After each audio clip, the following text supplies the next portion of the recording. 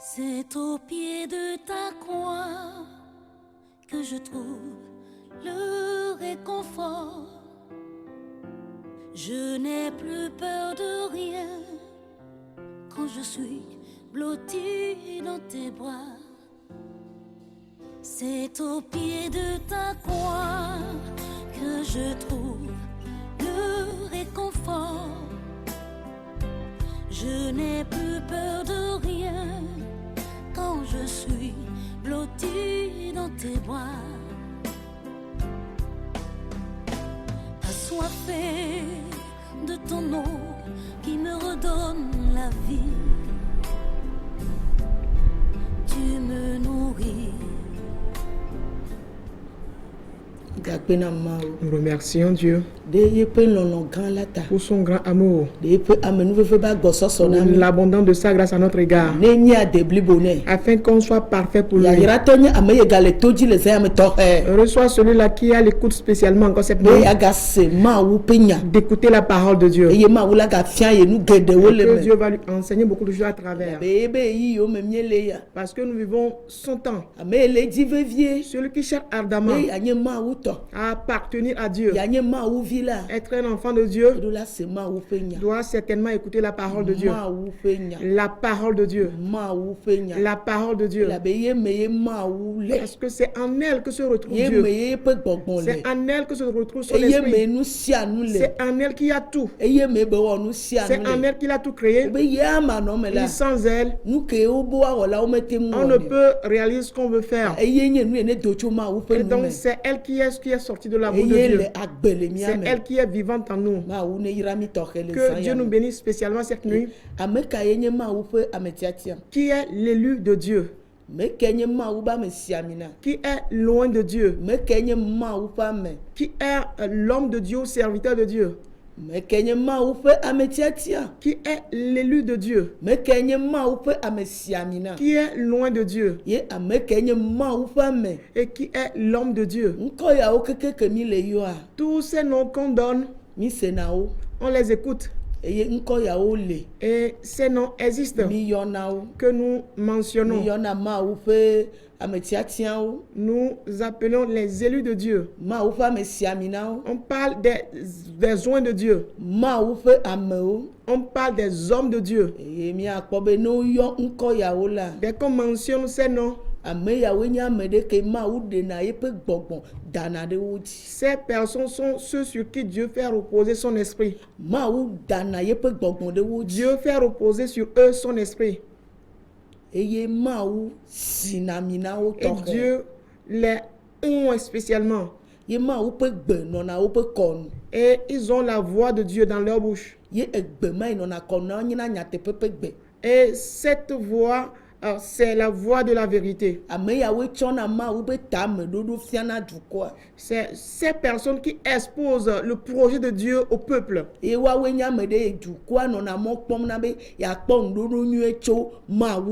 c'est telle personne que le peuple espère plutôt avoir une bonne solution de la part de Dieu à travers eux. Et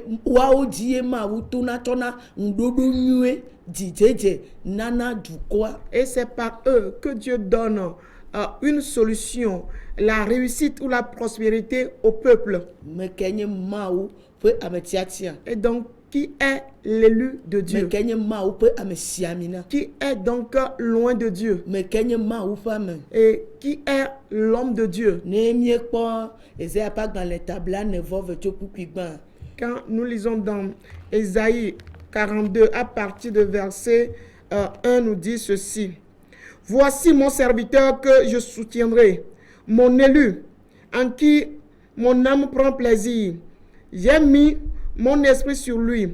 Il annoncera la justice aux nations. Amen. Amen.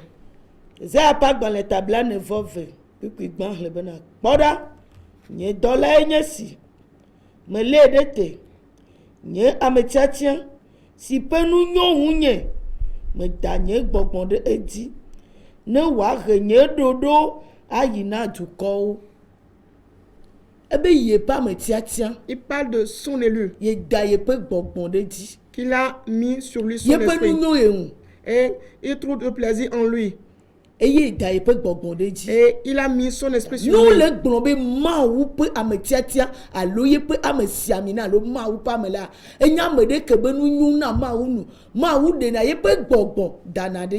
Et donc si on parle de l'élu de Dieu, de loin de Dieu, de l'homme de Dieu, alors c'est celui en qui Dieu trouve plaisir en son âme. Et Dieu met sur lui son esprit. L'esprit de Dieu se repose sur la personne. Et c'est cette personne qui annonce au peuple les projets de Dieu dans la justice. C'est celui-là qui a appelé l'élu de Dieu. Celui sur qui repose l'esprit de Dieu. L'esprit de Dieu. Non pas l'esprit de l'homme. Non pas un démon. Et il y a l'esprit de l'homme. Et il y a aussi l'esprit de Dieu. Mais pour celui-ci, l'esprit de Dieu repose sur lui. Dieu trouve de plaisir en lui. Et ensuite, Dieu met son esprit sur lui. Et il représente Dieu sur la terre. Et il ordonne comme Dieu. Il agit comme Dieu. Dans ses conduites, on remarque Dieu. Il prêche la parole de Dieu qui est véritable dans la justice. Et donc c'est celui-là qu'on appelle l'élu de Dieu. Je répète encore, celui sur qui repose l'esprit de Dieu. Ce n'est pas celui-là qui a l'esprit de l'homme reposant sur lui. L'esprit de l'homme. Aujourd'hui aussi, nous le voyons en action.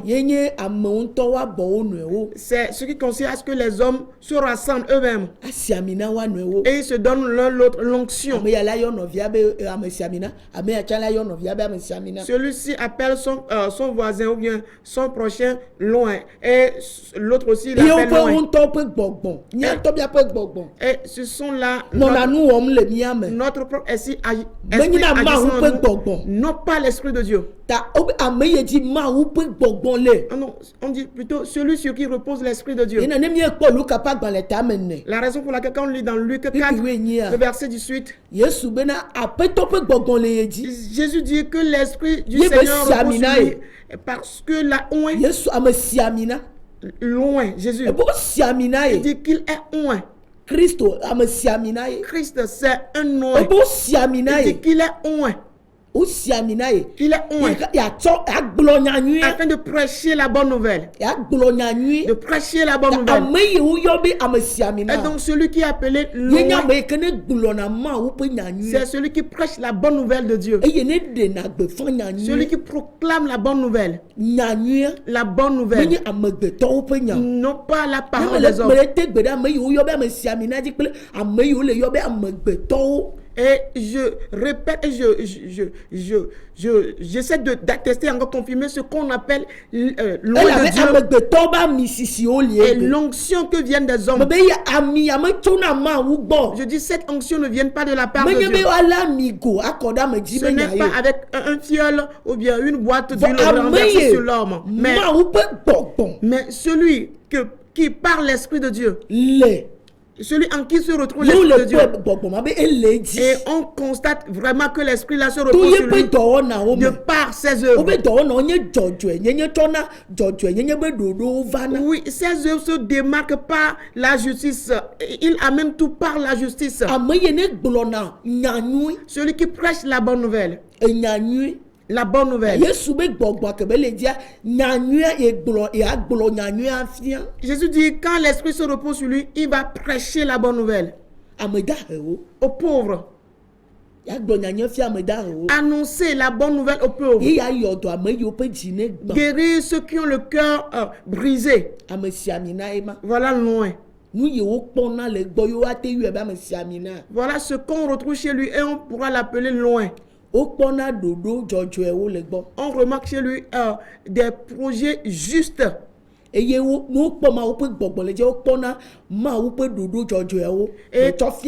quand on voit l'Esprit de Dieu se reposant sur lui, on remarque aussi que ses œuvres se font dans la justice. Tout ce qu'il fait vient de Dieu et il le fait dans la justice. Et il annonce la bonne nouvelle. Il annonce la bonne nouvelle qui sort de la bouche de Dieu, la bonne nouvelle que Dieu nous a envoyée. Il la prêche. Il la prêche aux pauvres. Nous qui sommes pauvres en esprit. Nous tous qui sommes à la recherche de Dieu sans pouvoir le trouver.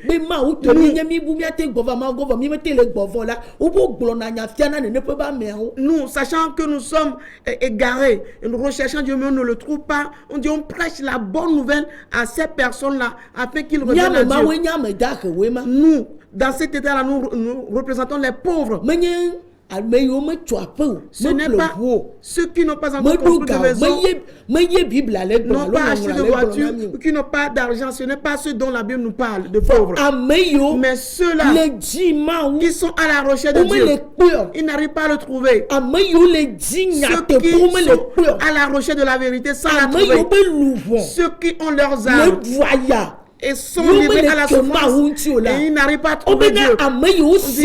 Celui qui est un, la mission qui lui est assignée, ce qu'on remarque chez lui, il va prêcher la parole à ces personnes afin que ces gens puissent le trouver, afin que ces gens puissent trouver Dieu. Et donc loin, celui qui a l'Esprit de Dieu reposant sur lui et que Dieu l'a honte. L'élu, c'est celui-là qui a l'Esprit de Dieu reposant sur lui et Dieu l'envoie afin de prêcher ses préceptes, ses lois au peuple. Juste loin de Dieu. L'homme de Dieu, c'est celui-là qui a la voix de vérité de Dieu.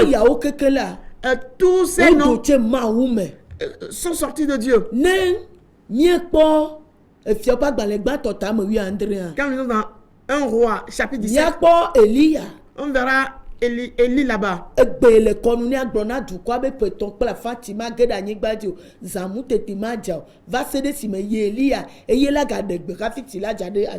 Élie, selon sa parole, il dit au peuple qu'il n'y aura pas de pluie pendant 3 ans et demi, et c'est à la parole, à sa parole, que la pluie pourra tomber plutôt de nouveau sur cette terre. Quand Élie a dit ceci, ça s'est accompli.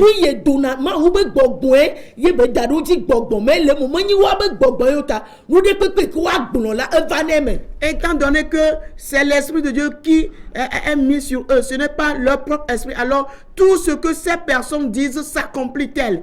Et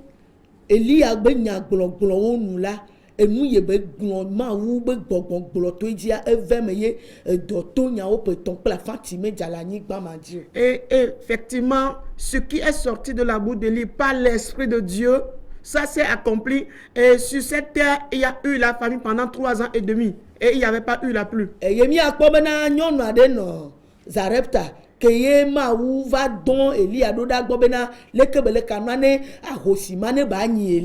Oui, et il y avait une femme à Sarepta vers qui Dieu a envoyé Élie pour que cette femme puisse nourrir. Quand Élie,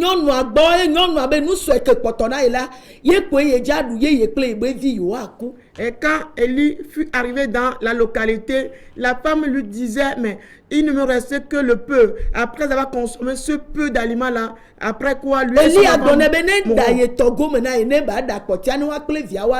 et Élie a dit de lui faire d'abord une part, de lui préparer une part de cela, et après que lui aura mangé, ce sera le tour Et selon la parole de Dieu que Dieu lui a adressé, c'est qu'il va chez l'abbé pour qu'elle puisse le nourrir. Et ces personnes sont ceux-là qui font exactement ce que Dieu leur recommande, et c'est ce qu'ils doivent faire. Quand Élie fut arrivé là-bas, Élie a fait ce que Dieu lui a recommandé.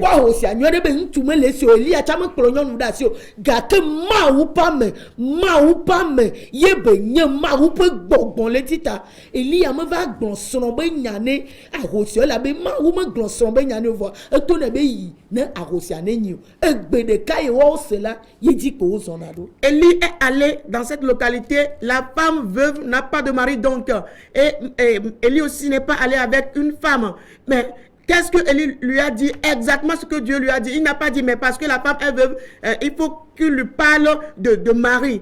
Ces personnes agissent exactement selon la recommandation de Dieu. Élie a même falsifié Nyamboube Yagbolo. Élie n'a pas falsifié, mais trop nyam. Pour prêcher autre chose, pour dire autre chose. Nous, yéma ou blonné, be yi, ne akosia, ne ni ola.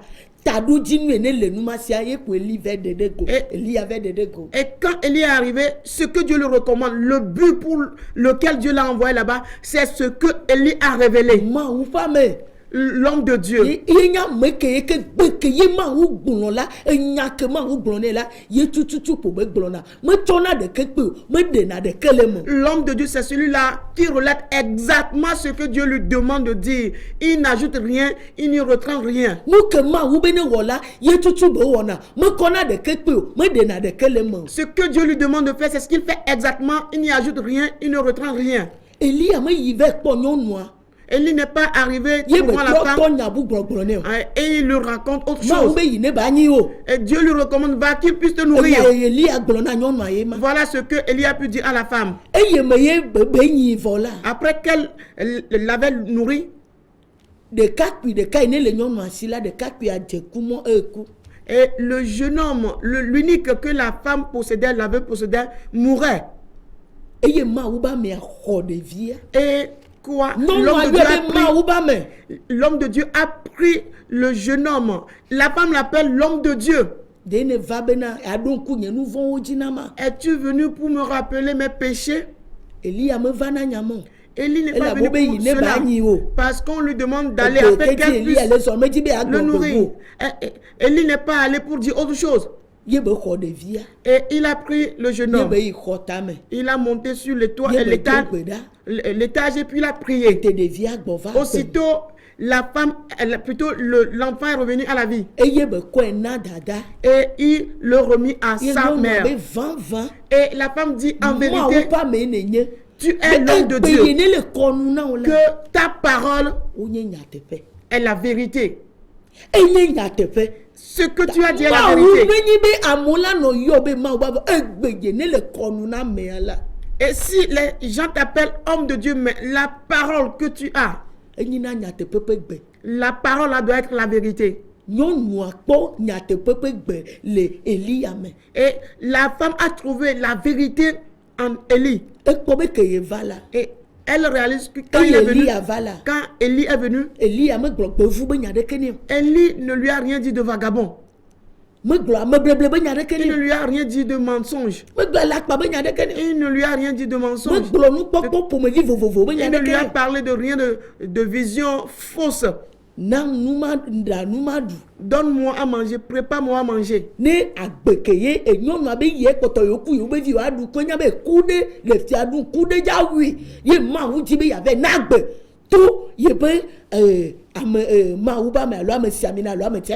Oui, la femme disait quand Élie était arrivé qu'il ne nous reste que ça. Après avoir consommé cela, nous allons mourir. Donc Dieu envoie Élie afin de donner la vie à la femme. Et selon la parole que Dieu a donnée à son oint, à son élu, à son homme. Et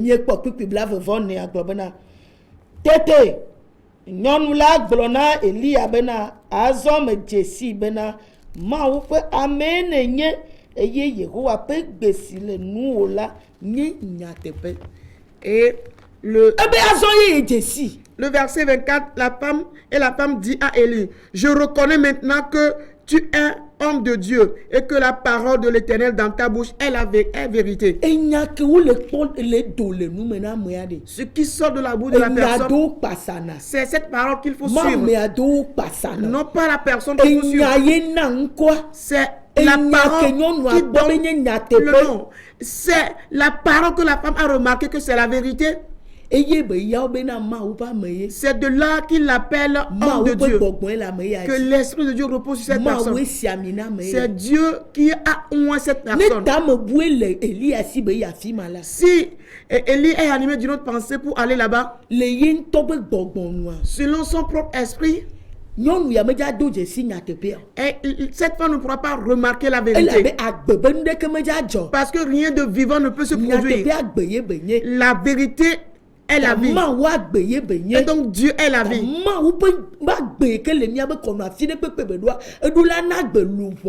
Et donc la vie de Dieu qui est dans notre bouche partout, cette parole-là qui est dans notre bouche doit donner la vie partout. Avant qu'on nous réalise que celui-là est un homme de Dieu. Mais si on oublie les gens à appeler quelqu'un oint de Dieu et homme de Dieu, élu de Dieu, qu'est-ce qu'on a trouvé chez toi? Qu'est-ce qu'on a trouvé chez nous? Et cette femme a trouvé une vérité. Elle a trouvé une vérité. Elle a trouvé une vérité incontournable. En ce temps dans lequel elle était, avant de rencontrer cet homme de Dieu, et elle réalise que c'est Dieu. Que c'est Dieu. La femme ne cherche pas autre chose.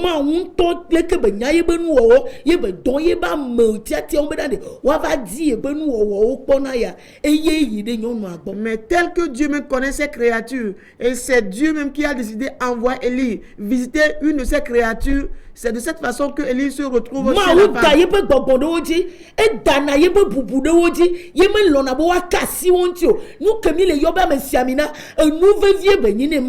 Oui, donc Dieu met son esprit sur eux et il met son onction sur eux et il n'accepte pas qu'on les touche parce que quoi, son honneur sur eux, un oint de Dieu, c'est quelqu'un de très important pour Dieu.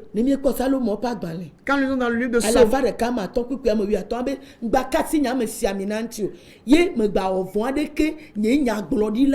quand nous sommes dans Psaume 105, le verset 15, il nous a dit là-bas de ne pas toucher. Dieu dit, ne touchez pas à mes oints, ne faites aucun mal à mes prophètes. Cette parole est si puissante que quand David va être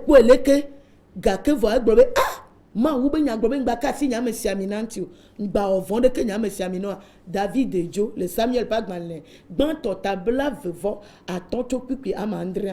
Oui, et cette parole étant puissante, qu'est-ce qui s'est passé même quand Saül a commis de péché et il était à la poursuite de David? David l'avait trouvé et il pouvait l'assommer, le tuer, mais David a dit quoi? Voilà loin de Dieu. Il ne faut pas que je le touche. Ceci, on peut le remarquer dans 1 Samuel, chapitre 25, le verset 7. Il dit, il ne fait pas.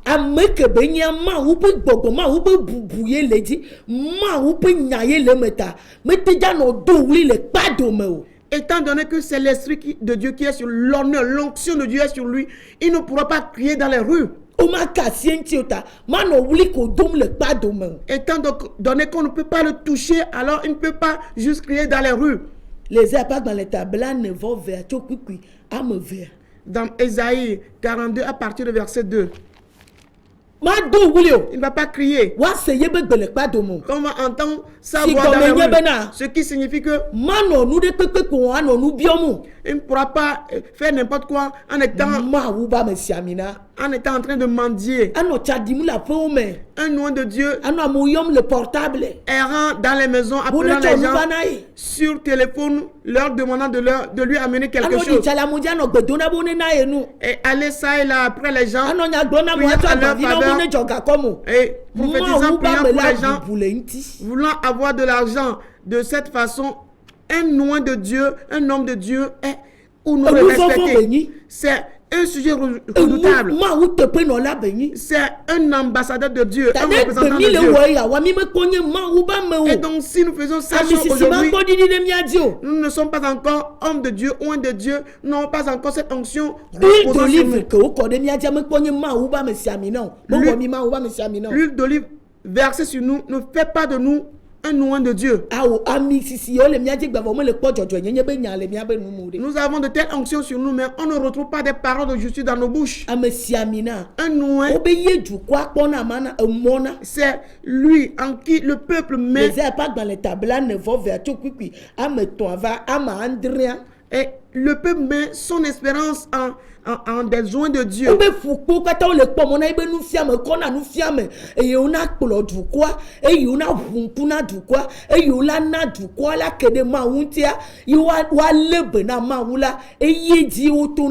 Dans Ésaïe 42, le verset 3 à 7, il est dit dans la suite que quoi? Toutes les îles mettent leur espérance en lui. Pourquoi? Parce que c'est de lui que viendront les enseignements appropriés, qui va guider le peuple, diriger le peuple dans le bon sens.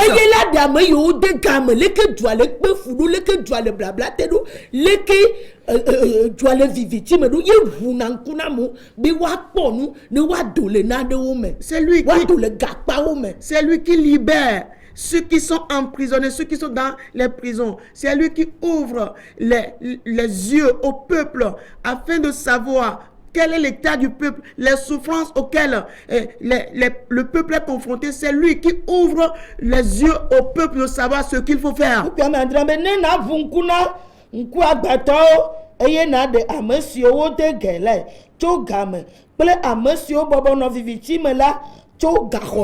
Et le verset 7 dit, pour ouvrir les yeux des aveugles, pour faire sortir de prison le captif et de leur cachot ceux qui habitent dans les ténèbres. Voilà la mission assignée.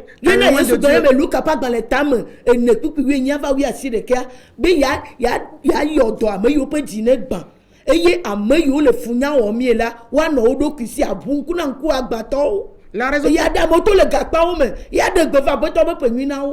pour laquelle Jésus dit dans Luc 4, le verset 18 à 19, de faire quoi? De guérir le cœur brisé, de proclamer la bonne nouvelle aux pauvres, de libérer ceux qui sont en captivité, de proclamer une bonne année de grâce du Seigneur au peuple. À un moment, les qui sont mis le blablaté, et il est mis le bonbon blablaté, mis le cliquet à blablaté, mis le nouveau blablaté, mis le phare on nous tassé là. Les gens ne sont pas affranchis, libérés. Nous sommes toujours dans la captivité du péché, la captivité des démons, la captivité de Pharaon, de l'oppression de Pharaon dans le monde entier.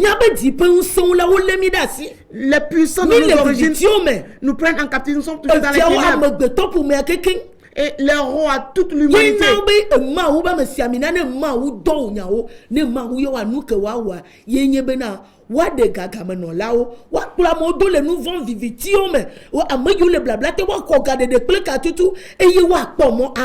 Et la raison pour laquelle, loin de Dieu, quand il est envoyé, c'est de pouvoir libérer les captifs, de délivrer les gens qui sont emprisonnés, les gens qui sont en prison, les gens qui sont enfouis dans les ténèbres, qui sont sous la menace des démons, et libérer, affranchir toutes ces personnes. Ce n'est pas quelqu'un qui dit autre chose. Parce que il est honoré et il est redoutable. Nous sommes Georgia, non, il n'y a pas nous, mais. Et il y a un peu de nous yo di o. Elles ont plim le untifafa, blenyate me. Et il y a wode amegede oda. Malachie 2:6, la loi de la vérité était dans sa bouche et l'iniquité ne s'est point trouvée sur ses lèvres. Il a marché avec moi dans la paix et dans la droiture et il a détourné du mal beaucoup d'hommes. Amen. Mais on ne trouve pas de mensonge dans ses actions, mais il amène toujours la vérité. Il amène la paix. Et il va détourner le peuple du mal. C'est la vérité qui détourne de l'iniquité. C'est la vérité qui délivre l'âme de l'homme. Cette délivrance, ce n'est pas que quelqu'un va te forcer à tomber par terre. Que quelqu'un vient de lui sur toi. Les morts, les malheurs dans lesquels on se retrouve sont vraiment, ces choses sont vraiment profondes. Nous nous retrouvons dans de morts éternelles.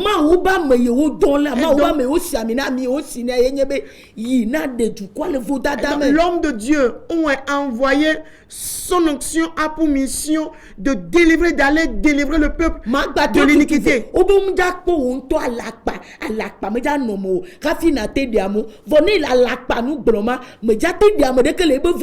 Il est dit que chez toi, on doit trouver de mensonges, mais si tu mens, tu ne peux délivrer personne de son iniquité. Le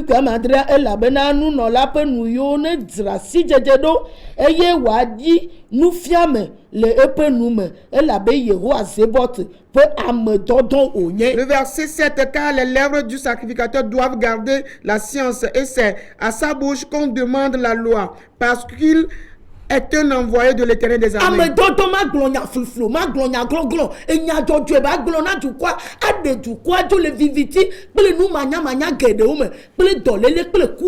Et l'envoyé de Dieu ne doit pas dire des mensonges, mais doit dire la vérité afin de détourner le peuple de malheur, détourner le peuple dans beaucoup de malheur, et détourner le peuple de la tromperie du mensonge.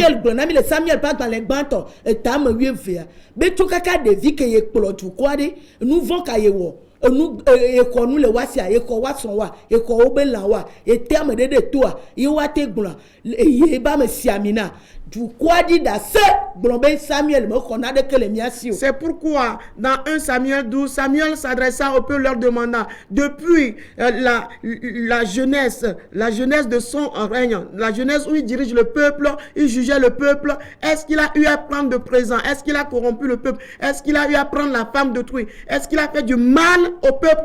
La réponse du peuple était quoi? Qu'il n'a commis aucune erreur à l'égard du peuple. eye ma wu be gbogbo adi va di da sena duko eye duko wa pon jeje eye duko wa po dede ye duko la pa blode. Tel l'esprit de Dieu va descendre pour donner de bons témoignages à l'égard des élus de Dieu, des oins de Dieu, afin que par eux les peuples soient délivrés, soient sauvés. Est-ce qu'on pourra tenir de tels propos aujourd'hui? Mais des choses que mentionne Samuel sur ces choses-là qui sont abondant dans notre vie, au point où on n'arrive pas à délivrer le peuple, libérer le peuple de ses souffrances, et le peuple ne fait que souffrir.